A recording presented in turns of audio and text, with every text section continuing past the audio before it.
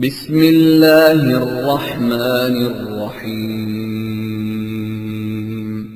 والفجر وليال عشر والشفع والوتر واللیل اذا یسر نحمده ونصلي على رسوله الكريم اما بعد فاعوذ بالله من الشیطان الرجیم رب اشرح لي صدري ويسر لي امري واحلل عقدة من لساني يفقهوا قولي رب يسر ولا تعسر وتمم بالخير اللهم صل على محمد وعلى آل محمد كما صليت على إبراهيم وعلى آل إبراهيم إنك حميد مجيد قال الله تبارك تعالى في القرآن المجيد بعد أعوذ بالله من الشيطان الرجيم والفجر وليال عشر والشفع والوتر والليل إذا يسر هل في ذلك قسم لذي حجر فجر کی قسم اور 10 راتوں کی قسم اور جفت اور طاق کی اور رات کی جب وہ جانے لگے، اور بے شک یہ چیزیں عقل مندوں کے نزدیک قسم کھانے کے لائق ہیں کہ کافروں کو اللہ تعالیٰ نے جس عذاب کی بات کہی ہے وہ ہوگا۔ ان چند آیتوں میں خاص طور پہ جو اس کی شروع کی 2-3 آیات ہیں، علماء کرام کا اس پر اتفاق ہے کہ ان آیات میں عشرہ ذی الحج کی 10 صبحوں کی قسم ہے۔ ہمارے ہاں مسلمان رمضان کا اہتمام بھی کرتے ہیں، اس کا انتظار بھی ہوتا ہے، لیکن رمضان جس طرح عبادات کے اعتبار سے امت مسلمہ کے لیے بہت اہم ہے، اسی طرح سے عشرہ ذی الحج بھی بہت اہم ہے۔ آج کی اس نشست میں ہم پہلے تھوڑا سا یہ دیکھیں گے کہ رمضان کے ساتھ ذی الحج کا کیا تعلق ہے، یہ کیوں اتنی جلدی آتا ہے، اور کچھ اس طرح کے پوائنٹس آپ کے سامنے آئیں گے کہ جس سے آپ کو پتہ چلے گا کہ ہم نے تو کبھی یہ سوچا بھی نہیں کہ یہ دونوں اتنی مماثلت رکھتی ہیں۔ اور انشاءاللہ اسی لیکچر کے اینڈ میں پھر ہم دیکھیں گے کہ ان 10 دنوں میں ہم کیا کام کریں، ایک ریمائنڈر بھی ہوگا اور کچھ نئی چیزیں بھی آپ کو ملیں گی۔ تو پہلی چیز یہ ہے کہ رمضان اور ذی الحج کا مہینہ، ان کا آپس میں ریلیشن کیا ہے۔ آپ یہ کہہ سکتے ہیں کہ جس طرح رمضان کا مہینہ امت مسلمہ کے لیے اہم مہینہ ہے، اسی طرح ذی الحج بھی بہت اہم مہینہ ہے۔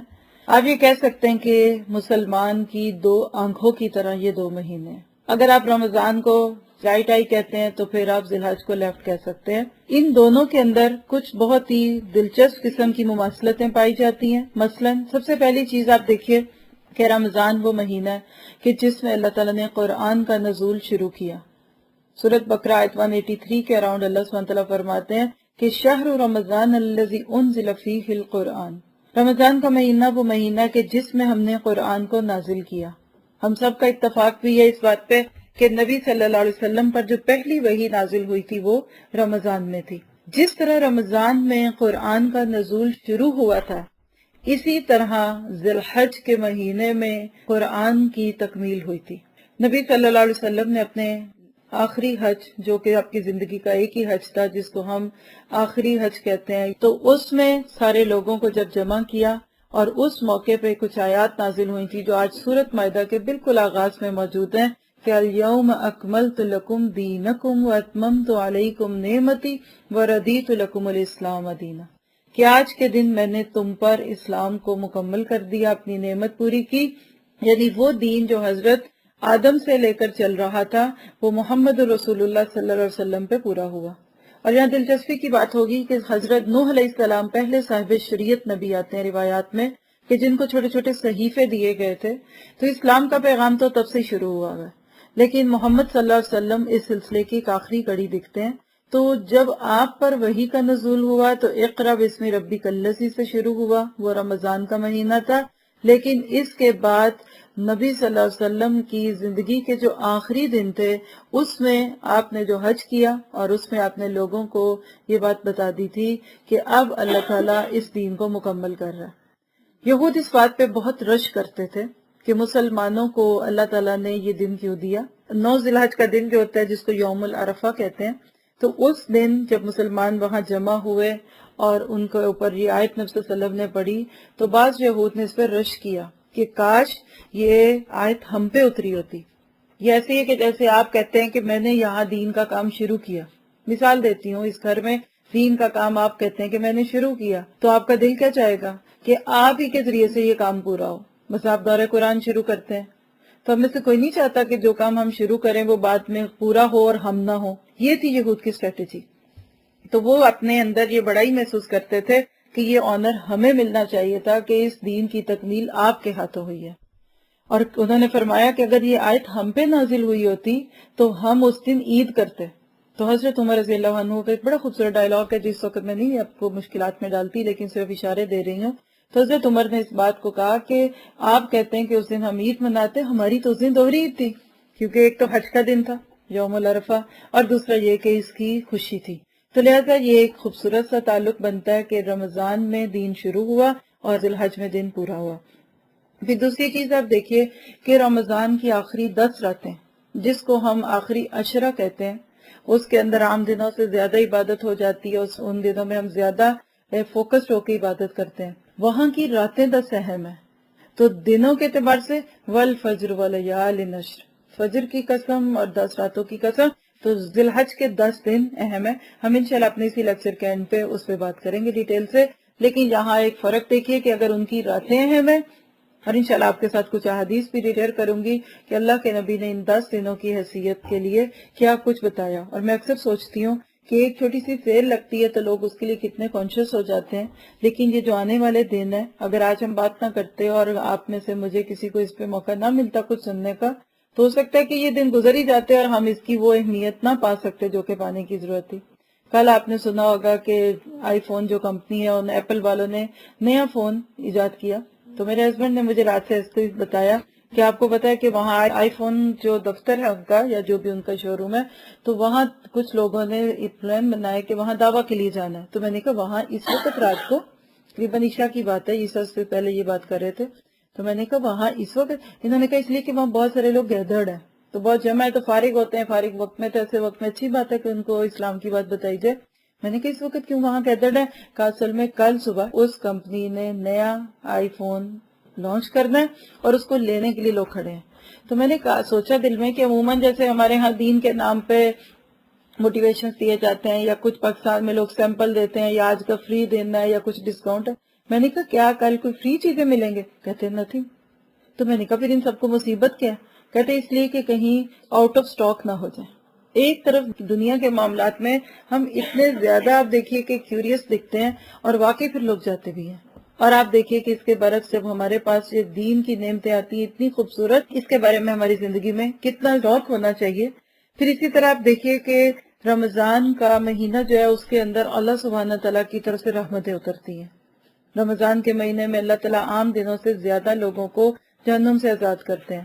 ان دنوں میں اللہ سبحانہ تعالیٰ گناہ گاروں پہ بھی رحم کرتے ہیں، شیطانوں کو بند کر دیتے ہیں. بالکل اسی طرح ذی الحج کے یہ 10 دن ہے، اس میں بھی اللہ تعالیٰ کی طرف سے خاص نیکیاں.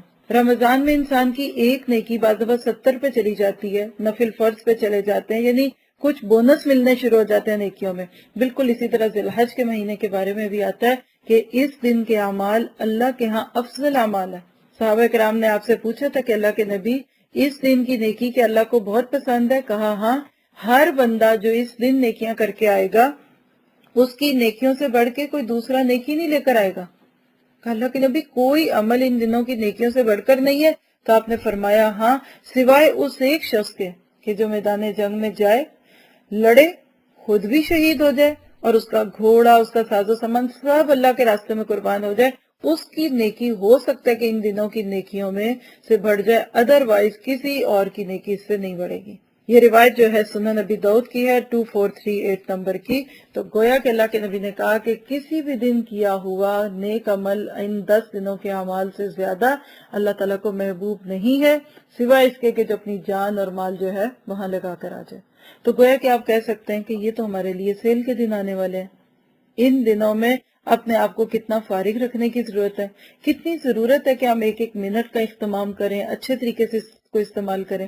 پھر اسی طرح آپ دیکھیے کہ ذی الحج کا جو مہینہ ہے، رمضان کے مہینے کی جو نیکی تھی کیا تھی؟ روزہ.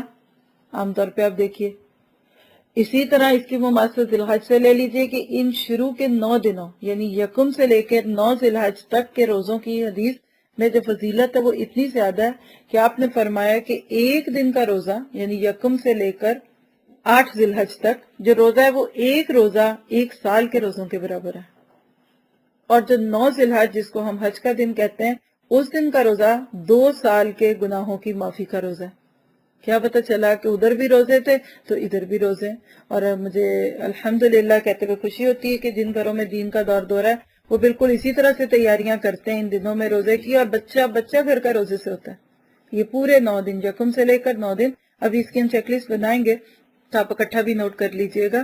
تو گویا کہ یہاں بھی روزے ہیں، ادھر بھی روزے تھے.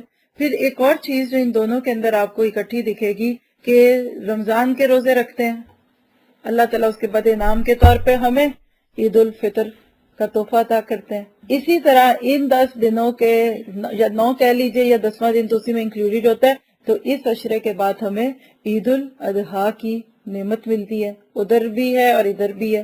پھر اسی طرح آپ دیکھیے کہ اس میں ایک اور چیز بھی ہمیں دونوں میں دکھتی ہے، اور وہ کیا ہے کہ رمضان میں عموماً لوگ دوسرے مسلمانوں سے عام دنوں سے زیادہ ملتے ہیں. آپ سب کو بھی اندازہ ہوگا مسجدوں میں کتنا رش ہوتا ہے اور تراویحوں میں لوگ ملتے ہیں. پھر آخری راتوں میں جب تکمیل شروع ہو جاتی ہیں تو ختم القرآن کی دعاؤں میں شامل ہوتے ہیں. پھر اعتکاف کرتے ہیں تو لوگ بد نیڈ ٹو ایچ ادر ہے. تو آپ کہہ سکتے ہیں کہ رمضان کا مہینہ جو ہے نا یہ میٹنگ ود ایچ ادر ہے نا. تو ذی الحج کے یہ مہینے کیسے ہیں؟ سب سے بڑا ایک اجتماع مسلمانوں کا ہوتا ہے اس سال میں، اور وہ حج کا دن ہے. وہاں اگلے پچھلے لوگ ملتے ہیں.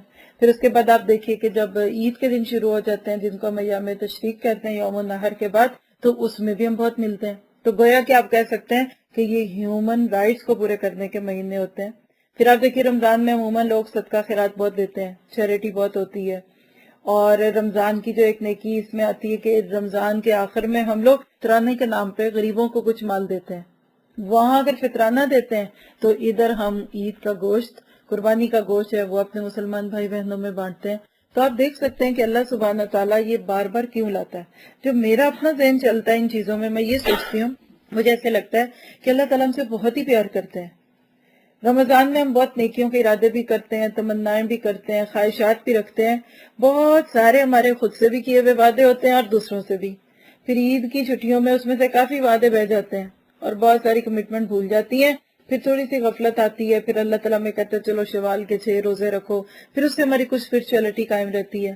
پھر بیچ میں ذیقعد آ جاتا ہے تو ہم غافل ہی ہو جاتے ہیں کہ رمضان میں اتنی نیکیاں کی. ایون وہ کلاسز جو پورا سال بھری رہتی ہیں اس میں آپ دیکھیں گے شوال کا مہینہ اس میں بہت کم لوگ آتے ہیں. ایک خاص نمبر لوگوں کا کام ہوتا ہے عید کی پارٹیاں، یا وہ رمضان کی وجہ سے چینجز آئے ہوئے تھے، یا یہ سوچ لیتے ہیں کہ چونکہ بہت کچھ کر لیا ہے تو پھر اور بھی بہت ساری باتیں اب دوسرے ہمارے کام پورے کرنے ہیں. اکثر شادیاں شروع ہو جاتی ہیں اور بہت سارے لوگ عید کے بعد شادیوں میں گزارا کرتے ہیں، حالانکہ اس کے لیے انسان کو اپنے آپ کو بہتر کرنے کی ضرورت ہوتی ہے. تو بالکل اسی طرح سے آپ دیکھیے کہ جب ذی الحج کا مہینہ آتا ہے تو ایک قسم کا اللہ تعالیٰ کی طرف سے سیکنڈ کال ہے. تھوڑے تھوڑے مہینوں کے بعد اللہ سبحانہ تعالیٰ اس طرح کی چیزیں لے آتے ہیں کہ جس سے پھر ہم اپنے دل میں خوشی محسوس کرتے ہیں کہ ہم مسلمان ہیں.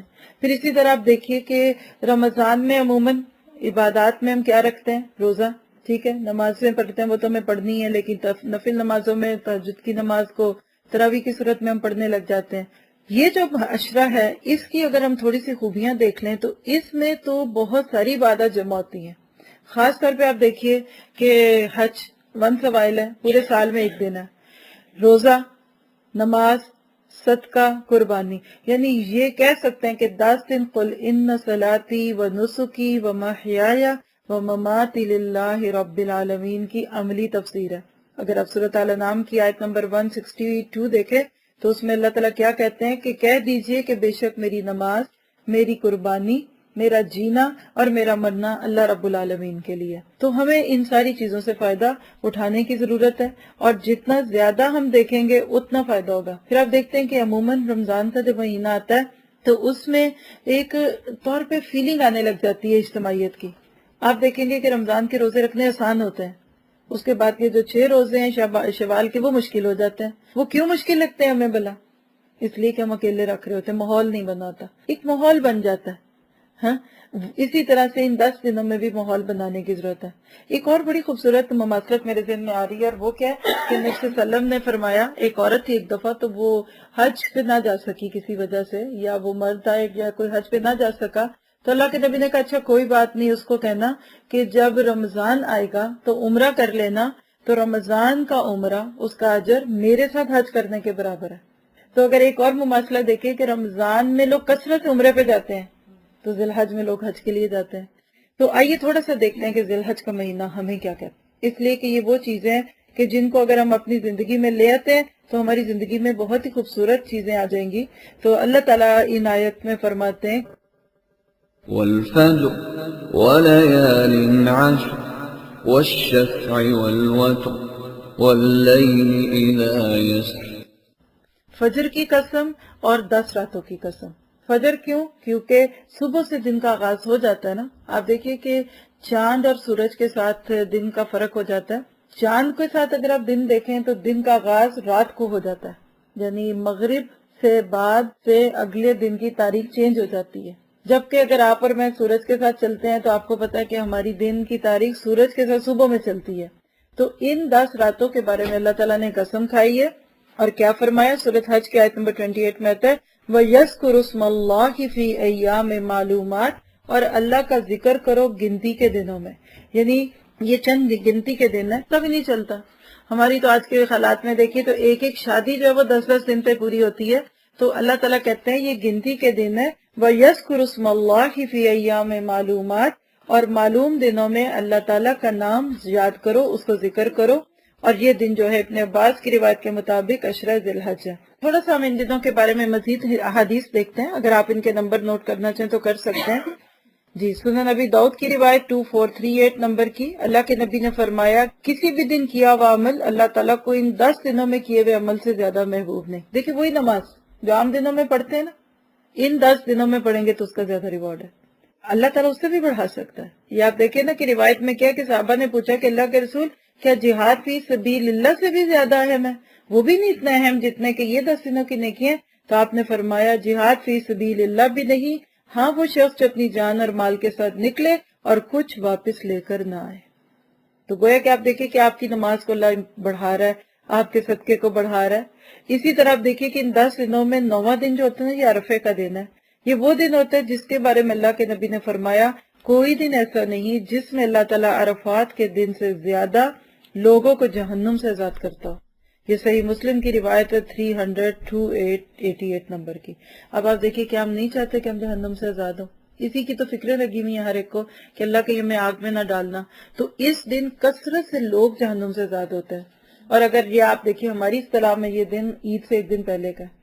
اب آپ سوچئے کہ جب کسی کام کی اہمیت بڑھتی ہے تو اس دن کے غلط استعمال کرنے کا نقصان بھی تو زیادہ ہوگا۔ عموماً اس دن لوگ کپڑے خریدنے، چوڑیاں خریدنے، بچوں کے جوتے لینے اور پارلرز پہ اور پتہ نہیں کیا کچھ کرنے پہ لگ جاتے ہیں، حالانکہ وہ دن بہت زیادہ عبادت کا دن ہوتا ہے۔ اور جو 10واں دن ہے جس کو یوم النحر کہتے ہیں، اس کے بارے میں اللہ کے نبی نے فرمایا کہ سب سے زیادہ فضیلت یوم النحر کے دن کی کیا ہے کہ انسان اس دن قربانی کرے، اور 11 ذی الحج جو ہوتا ہے وہ منا میں قرار پانے کا دن ہے، یعنی یوم القر کہتے ہیں اس کو، کہ جو حج پہ گیا ہوا ہے وہ اس دن پہ وہاں جا کے منا میں رہے گا، لیکن مسلمان جو ہے عام جگہوں کے رہنے والے وہ ان دنوں میں دوسری نیکیاں کریں گے۔ اب سوال پیدا ہوتا ہے کہ ہم ان دنوں میں کیا کریں۔ اگر آپ دیکھیں تو یہ ایک چھوٹا سا چارٹ آپ کے سامنے ہے جو ایک تھنگس ٹو ڈو ہے، کرنے کے کام اور کیا نہیں کرنا۔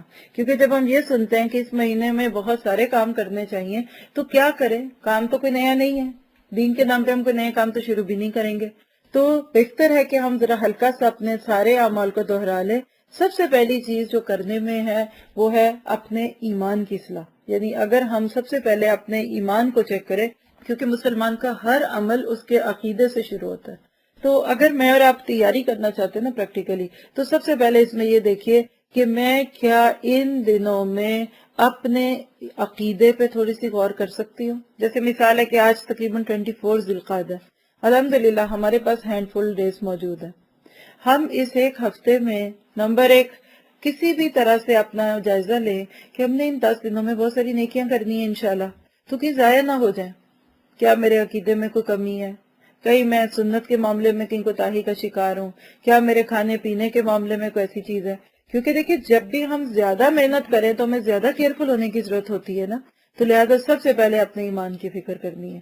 اور آپ کو پتہ ہے کہ ایمان کی خوبصورتی کیا ہے کہ انسان کو اللہ پر یقین آ جائے، اپنی زندگی کے بارے میں، اپنی تقدیر کے بارے میں۔ وہی بات ہے یؤمن باللہ بالقدر خیرہ و شرہ من اللہ۔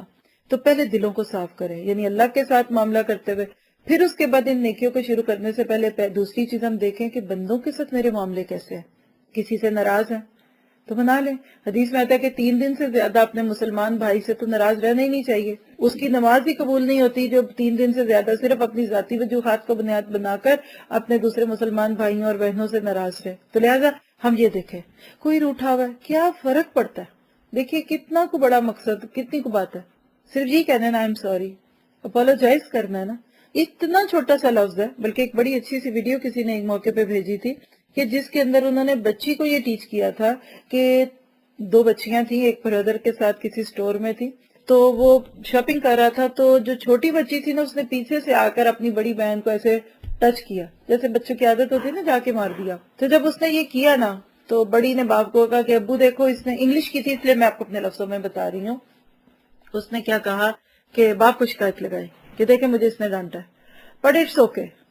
باپ کہتا نو اٹس ناٹ اوکے. وہ واپس گیا, وہ چھوٹی بچی جو تھی اس کے پاس گیا, اس نے کہا کہ ہنی کم ہیئر, اس کو اپنی بہن کو بولو سوری, اپولوجائز کرو. او نو, اس نے ضد کی, زمین پہ لیٹ گئی, رونے لگ گئی.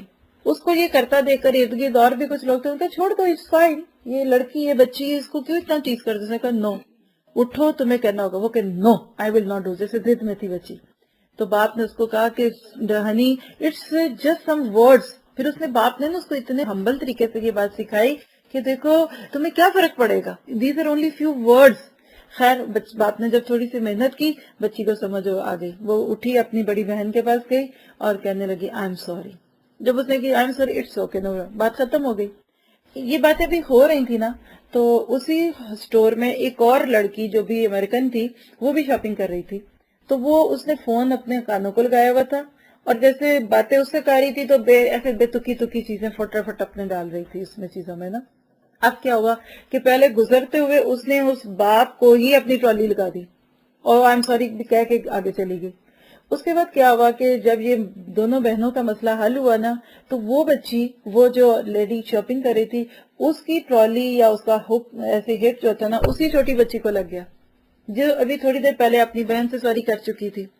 جب اس نے لگایا تو وہ لڑکی عورت تو آگے چلی گئی, اس نے دیکھا بھی نہیں. وہ بچی اپنے باپ کے پاس آئی, کہنے لگی کہ بابا tell her to tell me sorry, میرے سے اپولوجائز کرے. خیر باپ تھوڑی دیر پہلے اب یہی بات وہ چھوٹی کو سکھا چکا تھا. اب وہ کیا کہتا, وہ اس عورت کے پاس گیا دوسری آئل میں, ایکسکیوز می, وہ اس وقت بھی فون پہ باتیں کر رہی تھی کہ ایک وقت میں 2-3 کام تھے. اسے اس کو بولا, وہ ذرا تھوڑی روڈلی بولی. خیر اس نے کہا ایکسکیوز می, اس کا فون ہاتھ سے پکڑ لیا. اس نے کہا کہ تم نے ابھی میری بچی کو ہٹ کیا, تم جا کے اس کو اپولوجائز کرو. کہتی ہوں آئی ڈونٹ کیئر. اس عورت نے یہ بات نہ کی. تھوڑی دیر گزری تو وہ مرد جو تھا نا وہ مینیجر کے پاس چلا گیا, کہنے لگا کہ اس نے میں اپنی بچی کو سکھا رہا ہوں اس وقت اور یہ عورت اس سے سوری نہیں کر رہی, تو آپ اس کو کہیں. خیر وہ بینک کا جو اسٹور کے اندر مینیجر تھا وہ اس عورت کے پاس آ گیا, کہنے لگا کہ madam you need to say her sorry because this and that. کہتی نو میں نہیں کہوں گی سوری. خیر اخیر جب فورس کیا نا تو وہ اس کے باپ کو اوکے آئی ایم سوری, کہتا نہیں مجھے نہیں کہو, میری بیٹی کو آ کے کہو. کہتی واہ ایک چھوٹی سی بچی سے میں سوری کروں. خیر قصہ مختصر اتنے میں دکھایا کہ یہ کیش رجسٹر پہ پے کرنے پہنچ گئے. تھوڑی دیر گزری تو باہر سے پولیس آ گئی. وہ مینیجر نے پولیس کو کال کر کے بلایا اور اس کو جو عورت تھی اس کی طرف اشارہ کیا کہ یہ میرے اسٹور میں پرابلم کریٹ کر رہی تھی, اس کو پکڑو. اب جب اس نے پولیس دیکھی تو ظاہر ہے وہ تو ایکسپیکٹ بھی نہیں کر رہی تھی کہ اس بات پہ پولیس آ جائے گی. تو پولیس مین کو پھر آدمی نے بتایا کہ because I am teaching my girls to be apologised and apologise کرو, تو اس وجہ سے میں نے اس کو یہ فورس کی ہے. تو خیر پولیس نے جب اس کو دیکھا تو پولیس کو دیکھ کے وہ عورت رونے لگ گئی. پولیس نے کہا کہ ہتھکڑی لگاؤں گا. اس نے کہا جو بھی ہے تمہیں اس کو سوری کہنا پڑے گا. اخیر جب وہ جا رہی تھی نا تو اتنے میں پھر وہ چھوٹی بچی اس کے پاس آئی نا جو اس کو سکھایا, تو وہ وہی لفظ جو ابھی تھوڑی دیر پہلے باپ نے اس کو سکھائے تھے, ma'am it's not a big deal, these are just words, you only tell me I am sorry, I apologise.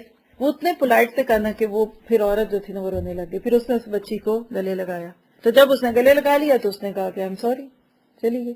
لیکن پولیس تو آ گئی تھی, پولیس اس بچی اور لڑکی کو لے گئی. مورل کیا تھا اسٹوری کا کہ آپ دیکھیں چھوٹی چھوٹی چیزیں ہوتی ہیں جس کی وجہ سے بعض دفعہ ہمارے دوسروں کے ساتھ معاملات بھی کرتے ہیں. تو ہمارے ملک میں اور ہمارے کلچر میں عموماً نیکیاں کرنے کا بہت رواج ہے. اچھا بڑی رات آ گئی ہے, راتوں کو جاگ لیتے ہیں. اچھا جی رمضان آ گیا, روزے رکھ لیتے ہیں. ذیلا جاگ گیا تو قربانی کھاتے ہیں. لیکن جو ایتھکس ہے نا وہ ہمارے اچھے نہیں ہیں. تو ہم سب سوچیں ان 10 دنوں کے اندر 7 دنوں میں کہ میں نے کسی کو ناراض تو نہیں کیا ہوا. کسی اور کوئی مشکل نہیں. یقین کریں انا کو نکال کے پھینک دے تو باقی چیزیں تو بہت ہی آسان ہے آپ کے لیے. تو پہلی چیز ہم اپنے عقیدے کو دیکھیں، کیونکہ جب تک عقیدے میں کمی آئے گی تب تک کوئی عبادت قبول نہیں ہوگی. دوسری چیز نبی صلی اللہ علیہ وسلم کے ساتھ تعلق میں، یعنی سنتیں ہیں یا بدعات ہیں، اپنی مرضی کا دین ہے. علم حاصل کر کے اگر دین لیتے ہیں تو وہ اور دین ہوتا ہے، خاندان کا ایک دین جو چل رہا ہوتا ہے وقت کا وہ اور ہوتا ہے. اور تیسری چیز ہم اپنے پیٹ میں جانے والے لقموں کو دیکھیں، کیونکہ روایت میں آتا ہے کہ ایک لقمہ بھی پیٹ میں اگر حرام کا ہوتا ہے تو اللہ 40 دن تک کی نماز قبول نہیں کرتا، دعائیں قبول نہیں ہوتی. پھر اس کے بعد اپنے ہیومن ریلیشنز کو دیکھیں، کوئی روٹھا ہوا ہے تو اس کو منا لے. جب یہ سب کر لے تو اب چلتے ہیں ہم اپنے اعمال کی لسٹ پہ، کیونکہ اللہ کے نبی کی بات سن لی ہم نے کہ آپ نے کہا کہ ان دنوں میں کوئی کام بھی ایسا نہیں ہے کہ جو اللہ تعالیٰ کو عام دنوں سے پسند ہو. تو نمازوں میں آپ سب جانتے ہیں کہ سب سے پہلی چیز نماز ہے. فرسٹ تھنگ ہم چیک کریں کیا میری نماز ہے. فرسٹ تھنگ کہ پڑھتی بھی ہوں کہ نہیں. اب یہ نہیں کہ صرف ان 10 دنوں میں پڑھنی ہے، لیکن اگر نہیں پڑھتے تھے تو کم از کم اس کو پڑھنی ہے. ہم کچھ اس میں اپنے لیے ایکسیلنسی پیدا کریں. مثلا آپ دیکھیے کہ نماز کو اول وقت پہ ادا کرنا ہے. یعنی کیا میں اور آپ صرف اونلی ان 10 دنوں کی نیت نہیں کر سکتے کہ اذان ہوتے ہی میں نے جائے نماز پہ کھڑے ہو جانا، اور یہ وہی کھڑا ہوگا جو 15 منٹ پہلے وضو کر کے تیاری کر کے بیٹھا ہوگا. مشکل تو نہیں ہے. آپ دیکھیے نماز ایک کال ہے نا اللہ تعالیٰ. جیسے آپ بیٹھے اور ایک دم آپ کو کوئی آواز دیتا ہے فرا ادھر آنا، تو آپ کیا اپنی مرضی سے جائیں گے؟ آپ فوراً جائیں گے جی کیا ہو امی جان، کیا چاہیے کیا نہیں. تو نمازیں بھی اللہ تعالیٰ کی طرف سے کالز ہیں. ٹھیک ہے، تو ہم ایک چھوٹا ٹارگٹ لیتے ہیں، کرنا تو یہ ساری زندگی ہے، لیکن ان 10 دنوں کو بیس بناتے ہوئے ہم وقت پہ نماز پڑھنے کی عادت ڈالیں. اور اس پہ میں اکثر ساتھیوں سے یہ کہتی ہوں کہ it's not a big deal. اتنا آسان ہے یہ کرنا. شرط کیا ہے کہ اگر ہم اس کے لیے اپنے آپ کو مینٹلی پریپیئر کر لیں، پہلے سے کام کر کے رکھیں. اور آپ دیکھیں گے کہ جتنا آپ ذہنی طور پہ پہلے سے تیار ہوں گے نا، اتنا اللہ تعالیٰ آپ کے لیے آسان کر دے گا. کھانا پکا رہے ہیں، وقت ایسا استعمال کریں کہ نماز کا وقت ہو رہا ہے. روٹیاں پکانی شروع ہی نہ کریں کہ آپ کی روٹی چولہے پہ اور آپ کی نماز کا وقت آ جائے. پھر اسی طرح آپ دیکھیں کہ آپ کہتے ہیں کہ جی بچوں کو پک کرنے جانا ہے. اگر بچہ اسکول سے آنے جانے کا وقت اگر مقرر ہے اس کے، تو آپ مجھے یہ بتائیے کہ کیا اللہ کا وقت نہیں مقرر؟ عموماً دیکھیں کہ ہماری نمازیں ڈیلے کب ہوتی ہیں اور کیوں ہوتی ہیں. ہم دنیا کے کام نپٹاتے ہی رہتے ہیں. اچھا یہ کر لوں، اچھا وہ کر لوں. پہلے کھانا پکانے کی کوشش میں، پھر کھانا کھلانے، پھر کچن سمیٹنے، اور پتہ چلتا ہے کہ ظہر کا وقت جو وہ ختم ہو کے عصر کا وقت شروع ہو گیا. تو نیت کرنا چاہتے ہیں؟ کیا مشکل گول ہے؟ آپ بھی مجھے بتائیں کہ کریں گے؟ اگر آپ ساتھ سوچتے تو پھر ہی ہم باتیں کریں، ورنہ آپ کا اتنا وقت لینے کی کیا ضرورت ہے مجھے. گول بنائیں، کم از کم فجر کے لیے اٹھنا ہے تو وقت سے پہلے اٹھیں گے. ٹھیک ہے. پھر دوسری ہم نیت کریں گے کہ خشوع اور خضوع کے ساتھ ادا کروں گی. عام دنوں میں نمازیں تو ہم پڑھتے ہی ہیں، لیکن دیکھیے احسن دن تو احسن اعمال. یعنی ہمارا گول کیا ہے کہ ان 10 دنوں میں ہم نے دی بیسٹ ڈیڈز کرنے ہیں. تو اب وہ ٹوٹی پھوٹی نماز تو نہیں ہوگی نا. پھر وہ نماز کیا ہوگی جس میں بہت خشوع اور خضوع ہوگا، خون سے. اور خشوع کے ساتھ نماز کیسے پڑھتے ہیں؟ اس کے لیے الحمدللہ ایک لیکچر ہے جنت کے وارث، ویب سائٹ پہ موجود ہے. اگر آپ چاہیں گے تو ان پہ آپ کو لنک دکھا دوں گی، تو اس کو آپ سنیں. اس میں خشوع قائم رکھنے کے بہت سارے طریقے ہم نے شیئر کیے ہیں کہ وقت سے پہلے تیار ہوں، کپڑے ایسے پہنے کہ دوپٹہ پھسلنے والا نہ ہو، اور اسی طرح سے جگہ کا ایسا انتخاب کریں کہ جہاں سکون ہو. لیکن یہ کہ پورے پروٹوکول سے پڑھیں. اور آپ دیکھیں گے کہ جس چیز کو جتنی تیاری سے کریں نا وہ اتنی اچھی ہوتی ہے. شادی میں آپ جائیں اور تیار ہو کے جائیں، اور دوسری صورت ہے کہ کوئی آپ کی دوست زبردستی آپ کو فٹافٹ آ کے جلدی جلدی میں نکال کے لے گئی.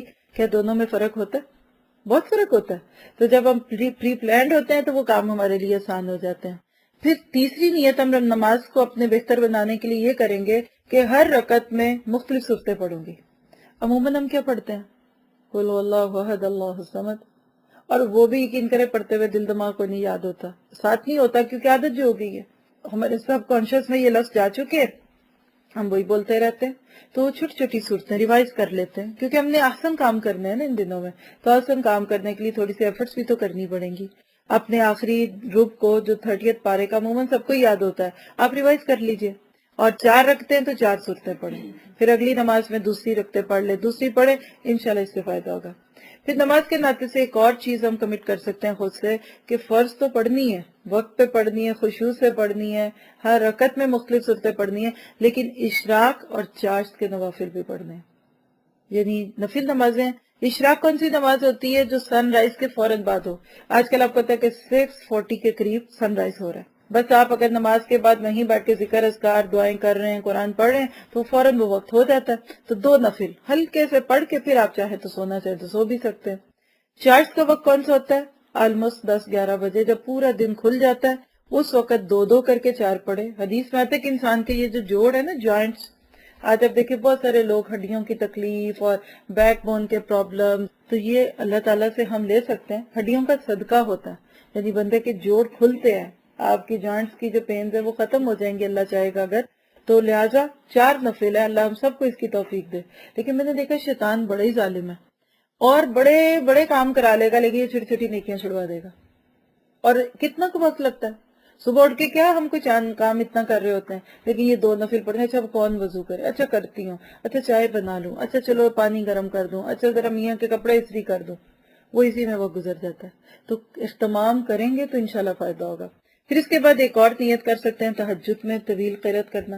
چلے 10 راتوں کے لیے ہم تہجد شروع کر لیتے ہیں، کریں گے رات کو کسی بھی وقت فجر سے پہلے. دیکھیں تہجد کے لیے اپنے آپ کو یوزٹو کرنا ہے نا، تو اس کے لیے بیسٹ تھنگ کیا ہے کہ فجر کے وقت کے پہلا وقت شروع کریں. 2 دفعہ اٹھنا مشکل لگتا ہے. آپ تہجد کے لیے فجر کی نماز، آپ کو پتا ہے کہ آج کل کے دور میں جو ہو رہی ہے آلموسٹ 5 o'clock کے اراؤنڈ ہو رہی ہے. آپ اس سے آدھا گھنٹہ 15 منٹ پہلے اٹھ جائیں. اٹھنا تو ہے، وضو بھی کرنا ہے، واش روم میں بھی جانا ہے. 2 نفل ہلکے سے لمبے سے کچھ بھی، اور اس وقت آپ اپنا قرآن کھول کے پڑھ سکتے ہیں. اگر آپ اسٹوڈنٹ ہیں تو اپنا سبق پڑھ لیں. میرے لیے تو بہترین تلاوت وہ ہوتی ہے جو میں نے پڑھانا ہوتا ہے اگلے دن. اس وقت پڑھنے سے دل کھلتا ہے، دماغ کھلتا ہے، اس کے اندر کی گتھیاں کھلتی ہیں. تو خاموشی بھی ہے، سکون بھی ہے. خاص طور پہ اس وقت پڑھے جب سب سو رہے ہیں. اور آپ کو پتا ہے کہ حدیث میں آتا ہے کہ وہ نماز جو بندہ اپنے گھر کے کمرے میں کونے میں چھپ کے پڑھے وہ کھلی جگہ پہ پڑھنے سے بہتر ہے. گھر کا کوئی کلوزٹ، کوئی اسٹور، شرط ہے کہ آپ نے اس کا حال ٹھیک رکھا ہو، وہاں جا کے پڑھیں. باقیوں کو ڈسٹربنس بھی نہیں ہوگی. اور ایسے شخص کے لیے جنت میں داخلے کی خوشخبری ہے حدیث میں کہ جو اس وقت اٹھ کے نماز پڑھتا ہے جب باقی لوگ سو رہے ہیں. روایت میں ہے کہ اللہ اس وقت حیرت کرتا ہے بندے پہ کہ دیکھو فرشتوں، تم اس بندے کے بارے میں کہتے تھے کہ یہ دنیا میں جائے گا تو ایسے غلط کام کرے گا، دیکھو سب سو رہے ہیں اور یہ عبادت کر رہے ہیں. ہر بات سے کہ اتنا آتا ہے کہ اس وقت اگر آنکھوں سے آنسو نکل آتا ہے تو اللہ تعالیٰ اس کو موتی کا بنا کے چھپا لیتا ہے اپنے پاس. قیامت کے دن وہ ہمارے نام اعمال میں ڈالے گا اس وقت جب ہمیں نیکیوں کی ضرورت ہوگی کہ یہ تنہائی کا، اکیلے کا، تیرا میرا تھا. اور جو گائیڈ لائن اللہ سے رات کو آپ کو مل سکتی ہے وہ دن کی ڈسٹریکشن میں کہاں ملے گی؟ کیوں اپنے نبی کو اللہ نے فرمایا کہ قم اللیل الا قلیلا یا ایھا المزمل، اے اوڑھ لپیٹنے لے اٹھو، کھڑے ہو جاؤ. قم اللیل الا قلیلا، رات کو تھوڑا تھوڑا اٹھا کرو. اللہ کے نبی کی تو نیند پوری ختم ہو گئی تھی نبوت کی ابتدائی دنوں میں، آخر اللہ کو کہنا پڑا پوری رات نہیں جاگ سکتے آپ، تھوڑی رات، آدھی رات، اس سے کم، کبھی زیادہ. کیوں؟ ان لک فی النہار سبحا طویلا، آپ کے لیے دن میں بہت سارے کام ہیں.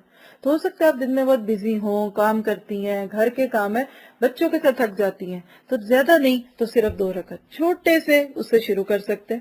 پھر اسی طرح آپ دیکھیے کہ مردوں کے لیے تو اتنا خوبصورت موقع ہے کہ نماز کو جماعت کے ساتھ پڑھنا.